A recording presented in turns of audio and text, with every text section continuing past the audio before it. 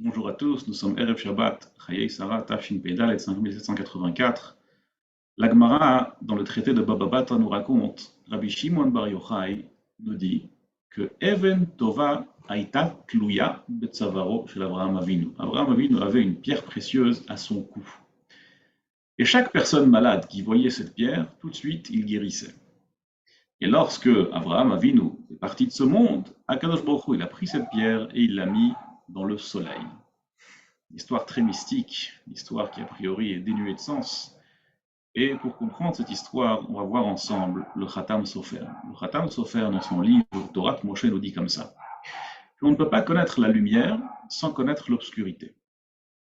On pensait que le Khatam Sofer allait nous aider, mais malheureusement, ce n'est pas encore le cas. Quel rapport avec la lumière et l'obscurité est l'histoire qu'Abraham Avinu avait une pierre qui était autour de son cou, et lorsqu'il est parti, Akadosh Baruch Hu l'a mis dans le soleil. On va essayer de comprendre tout cela avec un verset de Iyov. Le verset dans Iyov nous dit comme ça. Gam et atov nekabel me'et ha'elokim ve'et hara lo nekabel. On recevra aussi le bien d'Akadosh Baruch Hu et le mal on ne recevra pas. C'est une question que Iyov se pose. Iyov, comme vous le savez, est celui qui a le plus souffert dans l'histoire du Tanakh. Dans l'histoire de la Bible, Iyov a souffert terriblement. Il a perdu tous ses enfants, il a perdu sa femme, il a perdu sa fortune, il a tout perdu. Et malgré cela, Iyov est une leçon de vie. Iyov a reçu toutes les souffrances qu'Akadosh Baruch Hu lui a envoyées avec amour et avec compréhension. Et une des phrases clés que Iyov nous enseigne, c'est on ne recevra que la bonté d'Akadosh Baruch Hu, mais on ne recevra pas le mal. Si Akadosh Baruch Hu nous envoie des épreuves, on ne les recevra pas avec joie. Par conséquent, Iyov nous enseigne la chose suivante.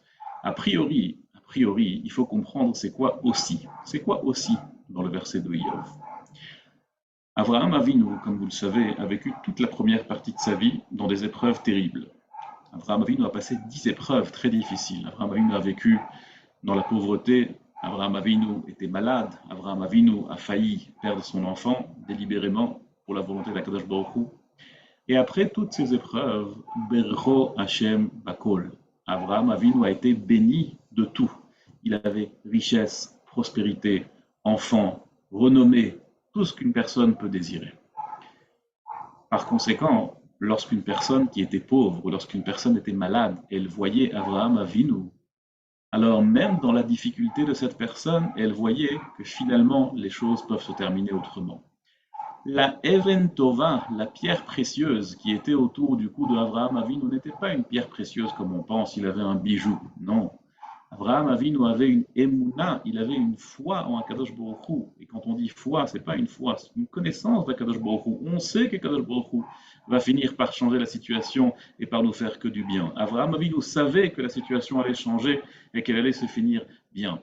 Et lorsque n'importe quelle personne qui était en difficulté, qui était malade ou pauvre, elle voyait Abraham Avinu, elle voyait comment il a commencé et où il a terminé, elle se renforçait et il guérissait et il s'enrichissait et tous ses soucis partaient.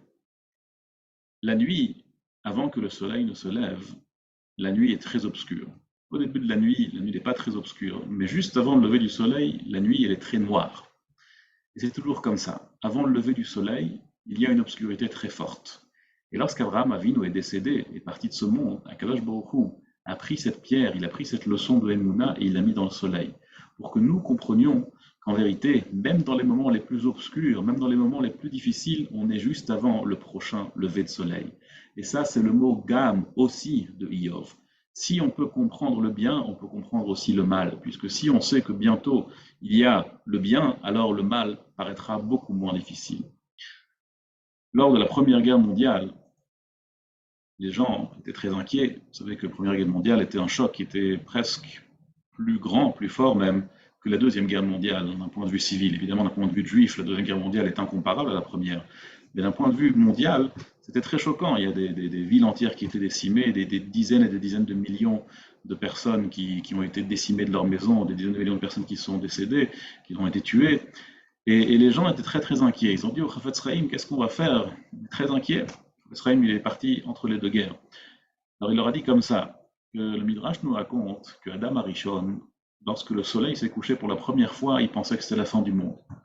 Alors il s'est mis à pleurer. Il a dit, c'est à cause de mes fautes que le monde a été détruit, plus jamais le soleil ne se relèvera. Il était très inquiet. Et le lendemain, quand le soleil s'est levé, Alors il a fait un grand sacrifice à Kadosh Baruch Hu, et puis il était très content. Et lorsque le soleil s'est couché la deuxième fois, le Midrash ne nous raconte rien. Parce que le Midrash nous dit que Adam Rishon a compris que maintenant c'est Darko Shel Olam, c'est comme ça que ça se passe. Le soleil se lève, le soleil se couche. A dit le Chavetz Chaim comme ça. Nous, aujourd'hui, dans l'histoire, on sait que quand le soleil se couche sur le clal d'Israël, on sait que le soleil va bientôt finir par se relever. Nous, on sait que même si on passe des moments difficiles, on passe des moments de grande épreuve, on sait que très bientôt le soleil va se relever. Et par conséquent, on n'a pas à s'inquiéter parce qu'on sait que tous les jours, même si le soleil se couche, le soleil finira par se relever. Bien sûr, il ne faut pas oublier qu'on doit se renforcer en Torah, en Tfila, en étude de la Torah, en prière à Kadosh Baruch Hu. Mais il faut savoir que très prochainement, le soleil va se relever sur le clan Israël et on verra des grands miracles, des grands nissim, Geoula Shlima, Bimera Beyamin, Kol Tov, Shabbat Shalom.